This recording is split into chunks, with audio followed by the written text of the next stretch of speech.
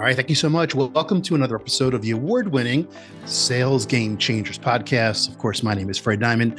I'm the co-founder of the Institute for Excellence in Sales and the host, David, of over 700 Sales Game Changers podcast episodes. So you can find all of the past transcripts to our shows at salesgamechangerspodcast.com. And today's guest is going to be a special show. It's David Peed. David was on the show it was 2018. David, it was a long time ago when I used to do the interviews in person. And if you want to read the original transcript of the show I did with David, go to salesgamechangerspodcast.com/David Peed, P-E-E-D, to learn a little more about his sales insights. But in the middle of the show, I asked a question back then, tell us something interesting about yourself, or I think you might have even offered it. And you mentioned that you were very knowledgeable on horse racing, thoroughbred racing, horse racing. And I was very taken by that because as we talked about it, I was also a fan. I still am. And I used to go to the tracks with my father when I was a kid, and it was a big part of my life. Hey, I want to remind people too, the Institute for Excellence in Sales, we have some of our great women in sales programs coming up. Go to the i4esbd.com website, i4esbd.com/women in sales to learn about our award-winning global women in sales leadership development programs. And you could read today's transcript, salesgamechangers.com/David Peed 2024. So David, we've stayed in contact, and we're doing today's interview in April of 2024, and the Run for the Roses, the Kentucky Derby, is coming up the first Saturday of May 4th. So this show will be posted the week before the Kentucky Derby. But if you're listening to it sometime in the future, you'll get some perspective here. We're going to be talking today about some of the corollaries between horse racing and sales. We could talk for this about hours. I've had baseball pitchers on the show. I've had basketball, high intense basketball coaches, and we've talked about a lot of sport and how it ties into sales and focus and things like that. But we're going to be delving into something that you're an expert on, horse racing. We're probably going to be exposing a lot of people today to handicapping, which is the term used to pick winners at the horse track, and how it relates to sales. All right, so give us a brief introduction to yourself. Then we're going to get your pick, and then we're going to ask all these geeky questions that I can't wait to ask you. Awesome. Well, glad to be on the show. As you know, and part of my modus operandi in the market has been, to try to create longstanding relationships with good people, and you're in that category. And there's a star by you because we found that we both share the passion of horse racing. My name is David Peed. I'm a longtime government sales executive, many different companies. Through the first conversation we had, we kind of established or recognized that we both share a passion, and there's not many of us out there, Fred. So, again, I try to build longstanding relationships in the sales market, and you got a special star by your name because of our shared passion for horse racing. Yeah, and actually, it is quite interesting. As a lot of people listening to the show know, I'm also an expert on Lyme disease and tick-borne illness, and I wrote a book called Love, Hope, Lyme, what family members, partners, and friends who have a chronic Lyme survivor need to know. And I've gone on a bunch of sales podcasts and business podcasts talking about Lyme disease and tick-borne illness, the epidemic that it is, just to bring more awareness, of course, but also to show a different side. Something that I'm passionate about because it's a global epidemic. But it was interesting, again, when I asked you the question years ago, and you mentioned horse racing, it hardly ever comes up. And for people, it's the sport of kings. The athletes. There's two athletes. There's the horse, of course, beautiful thoroughbred animals that are just magnificent to see up close. Every time I'll go to the horse racing track and I look at the horses, I'm just astounded at how beautiful some of the top horses are. And then, of course, you have the jockeys. these 100-pound athletes. I think they're pound for pound the best athletes on the planet. I mean, they're on top of a 1-ton animal, going 40 miles per hour on a dirt track against, 7 to 10 or 8 other horses and other jockeys that are trying to win. It's just an amazing sport. It's a beautiful sport. And just one of the quick things too is, during the pandemic, one of the only sports that was on TV was horse racing, right? And there are some channels that are devoted 100% 7 by 24, and there weren't live sporting events happening in baseball or basketball. And a friend of mine and I used to watch horse racing around the clock. Horse racing from Australia, horse racing from the U.S., and it also exposed a lot of people to it. All right, so first of all, tell us how you got in. Tell us how you got into this. How did you develop your love for horse racing? And then we're going to talk a little bit about handicapping. You're going to give us your Kentucky Derby pick, and then we're going to tie it all into sales. So, how did you get into a love of horse racing? Yeah, let me say congratulate you or just, tip my hat, Fred, for what you've done on the, research for Lyme's disease and, arguably, comparing Lyme's disease and, the challenges that you faced in your personal life, and horse racing. It's, I tip my hat to you because what you did is amazing. And I'll about the jockeys real quick. Horse racing is probably the only sport that the ambulance follows the athlete around the track because it's so dangerous. But to your original question, my dad would bet on if two ants were running across the sidewalk. He was a gambler. He horse racing, poker, lottery. He did it all. Um, Paid for my brother and I to go through college, so he wasn't losing the rent money. But if there was an argument in the house, it was over gambling. As I like to say, I got the horse racing gene, and my brother got the poker gene. But the short answer is from my father, and just started going with him when I was 5 years old. Started handicapping, and in translation for the folks is researching. There's a couple periodicals that are published that you can read about them, and I've been doing that for a couple years later. I think when I was 7 officially is when I started handicapping, but the passion came from my dad, and really going pretty much on a weekly basis with him.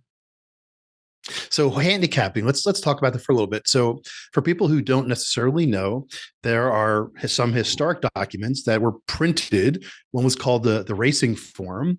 And for every race that you're watching, so let's say it's the third race at Belmont, a beautiful park that they're redoing, of course, in New York. Of course, the third leg of the Triple Crown is the Belmont Stakes. So let's say there's 10 horses entered into that race. They will give you the past performances of all those horses. And a horse race handicapper will look at that data and try to figure out, who is going to win the race, who's going to come in second, who's going to come in third. So tell us a little bit about your process for handicapping a race. And the reason it's important here on the Sales Game Changers podcast is there's data available to you. And we frequently speak on the Sales Game Changers podcast about how to gather and use the right data to understand how you could bring value to your prospects, how you can delineate yourself and differentiate yourself as well. So give us some insights into really what handicapping is, all the data, and how you go about it. Yeah, and actually, when we talked about having this conversation, and so I'll go back to one of your original statements. You said you've had, baseball and really in life, which are, I think I'm a big believer in opening yourself up and being transparent, letting people know, about yourself. I would argue that, I've learned that there's a couple good things that I'm good at in life. One is I do believe I'm pretty good as a leader in the government sector, in the IT infrastructure. I did pretty well at coaching flag football, and lastly, and passionately, horse racing, and again, trying to not um, parallel in the business world, but there are. I mean, I think whatever your passion is, you can draw parallels. Um, the daily racing form, without being, um, some will call it the horse racing Bible. There's multiple different periodicals that are published, everybody, some giving different the data in different formats. Reality is most all the periodicals will give you very similar data, just usually in a different user and a different cost. Um, and the daily racing form has gone from when I was a kid, probably $1 to, it's $12. And some of the racing fans will scoff at the cost and say, geez, $12. But reality is, and like in sales, and I think the analogy um, to my life in the business world, you got to do your research, right? And data is critically important in this time of where AI and the ability to process data is changing so rapidly. um, to me, it's really critical. It's a critical element in almost too many ways of how I start to approach it. As far as when I start reading the racing form. But what I'll highlight is, and again, analogous to the sales, process. There's usually the angles that I'm looking for. An angle, as a handicapper would say, is there's something happened to this horse that there's some famous angles, which third race off layoff, which would mean if a horse had raced for a year continually and then took a 3-month break, 3 races after that return would probably, they would argue, would be the horse's peak performance. Um, and then there's many, many, many that I look for. And again, in the sales process, I think that's really critically important that you're doing your research and you're getting as much data about the customer as you possibly can. And then more importantly, using that data to your benefit. And so, yeah, hopefully that answered what you were, where we were going.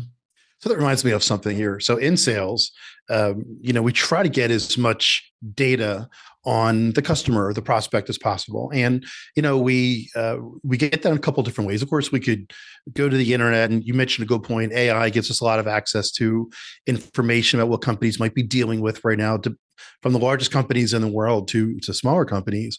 So we gather that data, and then a lot of the data that we have to capture, though, is from conversations, right? With people at the company, maybe some partners who are also selling into that company. Trying to get some insights into what's really going on, because we don't always have that perfect information, right? We don't always know. Maybe there's an executive change that's happening. Maybe there's a financial challenge that's happening. Maybe there's a regulatory thing. So we could find as much of that as we can in the public domain. And basically, the racing form is the public domain. They show you exactly how if the horse has been running for a while, the last, I think, is 8 to 10 races, and you see what their speeds were, what place they came in, where they were throughout the race. So there's a lot of the data. The problem is you don't get to talk to the horse, right? So, and you really can't talk to the jockey either, give some insights into that, and related to sales, where you have a ton of information. It used to be, again, just the daily racing form, and you had some guys who maybe give you some tip sheets, some guys who hang around the track, and here's the top 3. But now there's so many computer programs out there that are using advanced data technologies to map out how the race, quote unquote, should go, right? But it doesn't always happen that way. Give us some of your insights into what we learned that we don't know at the track, and also tying that into sales where there's missing information. Maybe you find out afterwards, why did we lose that deal? Oh, we just found out we lost that deal because the director of IT had a bad experience with your company 10 years ago, right? So give some insights into that. Yeah, it's a great question. So, um, uh, it's been about 10 or 15 years, but I got into owning racehorses about 15 years ago. My dad, who was suffering from Parkinson, who I spoke of earlier, was my entree into this game. Um, I really thought it was going to be something that would distract him from his illness and bring him great joy. And I was wrong. That's a whole nother podcast. Um, but when the people who watch this, when you watch Kentucky Derby, there is nothing wrong with any of those animals. So all 20 that load up, are going to be in 100% shape. On a day-to-day basis at the racetrack, every horse has an ailment. And I want the listeners to know it's not anything harmful. Nobody would run a horse that would knowingly not be fit. And there's track veterinarians and there's processes that the racetracks do to do their best to ensure, and they do a phenomenal job. That said, one of the funny things at the track is you'll have everybody's got a buddy, and everybody's buddy's got an inside track to somebody, and the owner. And as an owner, I know have the trainer give me a perspective of, hey, I think we're gonna, they're always the perspective is that the trainers told me this horse can't lose, is going to win a race, and I think really the translation is that they're telling you that the horse's ailment is at a place and time that he's going to run his best. They certainly can't guarantee you they're going to win that certain race, but what they're really telling you is they're going to run the best. And I think analogous to what you were saying is that it is critically important to turn over every stone. I think, I'll do another analogy. There was a movie called Other People's Money, and it was Danny DeVito, and basically the movie was around, he was a Wall Street M&A guy, and he was going to buy this company, and the company was fighting tooth and nail. But the companies, what they were building was um, not going to be what wasn't going to be longer term successful. It was a dying industry, and I've often thought it would be a good thing for whoever, if you're going through business or in the business school, they should make you watch that movie. But back to the horse racing, it really is, you have to really do your homework and not leave every stone unturned, because to your point, like if said IT director had a bad experience and you don't know it, you're just going to waste your time. And similarly, as I tell people, if couple things, if you go to the track with $200 and there's 10 races, everybody's thought is, I'm going to bet $20 a race. And I'm like, divorce yourself from that thought and bet the race the way you like it. And meaning that, maybe you don't bet a race because the horse you like is 1 to 5, and you can bet, you can bet your money, but you only get 10 cents on your dollar. So bet the races the way you like them, kind of, get and I think analogous to the sales process, you're focusing on the best. I mean, you can chase the wrong deal for the right reason, but reality is, doing that homework and making sure you're focused on the right deals is critically important. Same with horse racing. It's like, focusing on each race as the race, kind of lays out. That's actually a great point. I just want to go back on one thing that you said, just to kind of reiterate. Um, People in the horse racing industry love horses and the care that they give. Each horse has a number of handlers. It's fed, it's taken care of. It's yeah, the purpose is to win races, of course, and to make money, and then to maybe move on to breeding horses, et cetera, for the right horse. But the love that the people have on the track for the animals is truly genuine, and they're such amazing animals that people would not treat them otherwise. I want to raise an interesting point you just said here. So, the average race, not the average, yeah, every single race for that matter, there's odds. So let's say again, there's 10 horses. You're going to have a favorite, and the favorite's probably going to be, maybe 2 to 1 or somewhere around there. And then depending on the horse's ability that the public thinks it's going to win, the odds will increase. So maybe the second favorite, maybe 3 to 1, and then 5, 6, 10, 20, 50 to 1, it might be. So, talk about that for a second, about how that relates to what sales professionals listening should be spending their time and energy, right? So it's like, are you going to be, yeah, maybe if the 50 to 1 horse wins and you bet $10, that's it's 500, it's $500. That's the whale, right? That's a home run. That's going to be a big win. But the odds of that 50 to 1 horse winning are slim. It's just not a great fit typically. Yeah, those horses will win. In the Kentucky Derby 2 years ago, there was a huge upset. A horse that was almost 100 to 1, came in to win.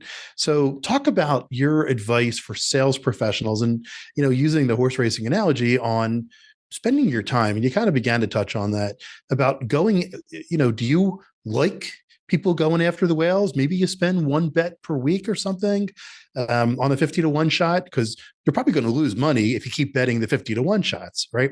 Same thing as a sales professional. If all you're doing is going after, the home runs, eventually you're probably going to get out of business because there aren't as many of them. The likelihood of them happening is slimmer as well. It's a great question. Just for the audience, the odds are established. If you think of 10 horses and there's $5,000 bet, they just basically do the math of the percent of the how much was wagered on the horse to establish. So they're doing mathematical process to establish the odds by how much money's been bet on each horse. And so if you had, $10,000 bet and $5,000 bet has been bet on one horse, he's going to be a heavy favorite, and hence you're going to get some long shots. And it's a great question, and I think my answer is going to make a ton of sense to the sales executives. Is that um, and without sounding arrogant, I know what I'm doing at the racetrack. I kind of know I know what I'm doing in government sales. Trust your judgment. I tend to think if a horse, I won't bet on a horse if he's a heavy favorite, because to me, yeah, I'm not going to risk $5 or $10 on a horse that I would make just a couple dollars of profit. And not insinuating you're trying to always hit the home run ball, but if a horse originally was 2 to 1 and he goes to 8 to 1, I don't look at that and say something must be wrong. The betting public doesn't like this horse. I look at it like they're missing something, because Mm. and it really is kind of the same thing on the sales process. It's basically stick to your guns, trust your judgment. You're going to win some and lose some. But then one of the worst things you can do at the track, I'll have people that will bet $2 to win on every horse in the race. And look, if that's what you want to do, and I'll tell you a funny story about doing that and when I did it and why I did it, if that's okay in a second, because I think you'll enjoy it. Um, but trust your judgment, do your homework, and don't look at it like you're doing something wrong. Look at it like you're doing something right. And I think with that confidence, and just resolve yourself that if you lose, you lose.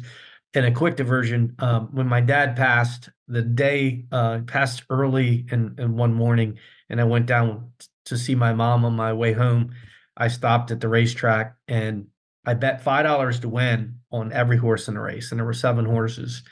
And I stayed to watch the race, and a 99 to 1 shot was winning by a length or two coming into the stretch. And I looked up into the sky and I said, God, please don't make me make this decision, because I was actually going to put the ticket in my dad's coat pocket to send him out a winner. Fortunately, the man upstairs, a 5 to 1 shot came in, and I happily put that 5 to 1 shot. It was just gonna really challenge me to maybe stay for another race if the 99 to 1 shot run. But again, back to the question at hand. Yeah, trust your judgment. You're in the business for a certain reason. You're in the role you're in for a certain reason. Trust your judgment. And like in business, as I tell my friends, if you bet against yourself, meaning if you bet multiple horses to win, you're conceding that one of them's gonna lose, and more importantly, your return on investment's gonna go down. So like the ROI is really the big driver in business and in margin, right, and profit margin. Similar like when you go to the track, and the more you dilute your wagering, the less your return on investment is going to be. Yeah, so we're talking today with David Pete. Again, he's a sales leader working with companies selling to government, where his career is. He's been on the Sales Game Changers podcast in the past. Go listen to the previous show I did with David. Go to salesgamechangerspodcast.com. salesgamechangerspodcast.com/David Peed, P-E-E-D. And to read today's transcript, go to salesgamechangerspodcast.com/David Peed.